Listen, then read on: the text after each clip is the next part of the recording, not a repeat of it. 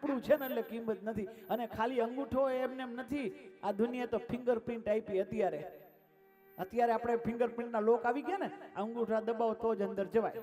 Fingerprint તો અત્યારે આવી. આપણી સંસ્કૃતિએ અગાઉ કહી દીધું કે આ ફિંગરપ્રિન્ટ બધાની અલગ અલગ છે. આપણી સંસ્કૃતિ આપણે કીધું છે, બીજાને ખબર જ નથી. માનજો જેટલું બધું જે કઈ નિર્માણ થયું છે એ બધું ભારતની સંસ્કૃતિને લઈને થયું છે. જો આ ફિંગરપ્રિન્ટ ની અત્યારે આવી ને, ફિંગરપ્રિન્ટ મોબાઈલ ને બધું ફિંગરપ્રિન્ટ હમણાં જ આવ્યું ને, દેખાડું તમને. અત્યારે નથી આવ્યું, ક્યારે આવ્યું? તમને ગોર બાપા પૂજા કરાવે ને એમાં પિતૃના પિંડદાન કરાવે. જેને પિતૃના પિંડદાન દીધા હોય ને એને ખબર હોય, એ એમ કે ઊંધા હાથે દેવાના. પિતૃના પિંડ હવડા હાથે ન હોય, આમ ઊંધા હાથે. એટલે પિંડદાન કરે ને એટલે આમ અંગૂઠેથી રેડવ, અંગૂઠેથી મુકાવે. અંગૂઠેથી મૂકો.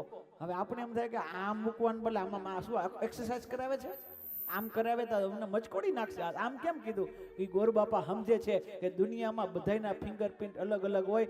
પિતૃલોકમાં કરોડો પિતૃ છે, અને આ કોનો પિન છે ખબર કેમ પડે? બાપ એક દીકરો એના બાપને એમ કહે છે કે તું જાતો તો ને ત્યારે તે મિલકતમાં અંગૂઠો માર્યો તો, અને હું એના બદલામાં પિનમાં અંગૂઠો મારીને કહી દઉં, બાપ આ બધું તારું છે. પિનદાન આપીને અંગૂઠો મારીને કે ફિંગરપ્રિન્ટ કરીને કે આ પિન તારો છે. પિતૃલોકમાં જાય ને એટલે ફિંગરપ્રિન્ટ લાગી ગયેલો હોય એટલે ખબર પડે કે આપણા છોકરાનો છે. આ ફિંગરપ્રિન્ટ તો પહેલા આવી ગઈ, હવે તો ખાલી એનું અનુકરણ કરીએ છીએ. આ દુનિયામાં હવે બધા ઓપરેશનો થયા, આગળ સાયન્સ વધ્યું. હૃદય બદલાવાની વિધિ તો અત્યારે છે. હૃદય ટ્રાન્સપ્લાન્ટ આપણે ત્યાં થાય છે. કોઈને ત્યાં અમદાવાદમાં હૃદય જોતું હોય અને રાજકોટમાં કોકને હૃદય દેવું હોય તો સીધું એની હૃદય કાઢે, તો હેલિકોપ્ટરમાં જાય અને પછી ટ્રાન્સફર કરે. હૃદય ટ્રાન્સપ્લાન્ટ. હૃદય ટ્રાન્સપ્લાન્ટ તો હવે આ કર્યું છે. આપણી સંસ્કૃતિ કેટલા હજાર વર્ષ પહેલા ભોળાનાથે તો ત્રિશુલ મારી અને ગળું કાપી નાખ્યું. અરે માણાના ગળામાં બકરાનું ગળું ફિટ કરી દે અમારા ભોળાનાથ કીધું, હાથીનું ગળું બેહાડી દે. આ ફિટ કર્યું. હેડ ટ્રાન્સપ્લાન્ટ કેવલ ભારતની સંસ્કૃતિ કરી કે બીજું કોઈ કરી ન શકે. આ કોને કર્યું છે? આ ભારતની સંસ્કૃતિ. આપણું છે ને એટલે કિંમત નથી. આપણું હોય ને પછી કિંમત ન હોય. આપણે બ્રાન્ડના ગુલામ છીએ. આપણા ખેડૂતો અહીંયા કપાસ ઉગાડે.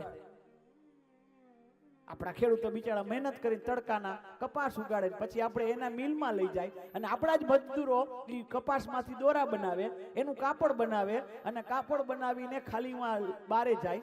બારે એ લોકો ખાલી બેઠા બેઠા સિલાઈ કરે, અને સિલાઈ કરીને પીટર ઇંગ્લેન્ડનો સિક્કો લાગી જાય એટલે પછી ઈ મોલમાં જાય અને આપણા જુવાનિયા મૂર્ખાવ આપણા ગઈઢાવના જ પૈસાનું પાણી કરે અને 2000 નું કપાસ નો લીધું હોય, અરે 5000 નું કપાસ વેચાણું ન હોય, એના લાખ લાખ રૂપિયાના કપડા લઈને આપણે બ્રાન્ડના ગુલામ થઈ ગયા છીએ. પણ ખબર નથી કપાસ અહીંયા જ થાય છે, બીજે ક્યાંય આપણું છે. એ લોકો તો ખાલી શિકાર લગાડે રાખે. આપણું છે. આપણો અમર વારસો યાદ રાખજો કે આપણો અમર વારસો હોય. અહીંયા હમણાં પાણીનો ગ્લાસ દઉં કોઈ ન પીવે, પણ 20 વર્ષનો હળી ગયેલો બિસ્લેરી બાટલીનો પાણી હોય તો ઈ આપણે પીશું, કેમ કે બ્રાન્ડના ગુલામ છે આપણે. આપણે ત્યારે કોકના કોટના વખાણ કરાય કે આપણો જબો હારો ન હોય ત્યારે વખાણ થાય. મારા વાલા, આપણો જબો હારો હોય તો કોટના વખાણ શું કામ કરવા જોઈએ? આપણો અમર વારસો સાચવજો. બહુ બ્રાન્ડના ગુલામ ન થતા. જે છે આગળ વધારવો હોય દેશને તો આપણું છે, આપણી પાસે જ રહેવું જોઈએ.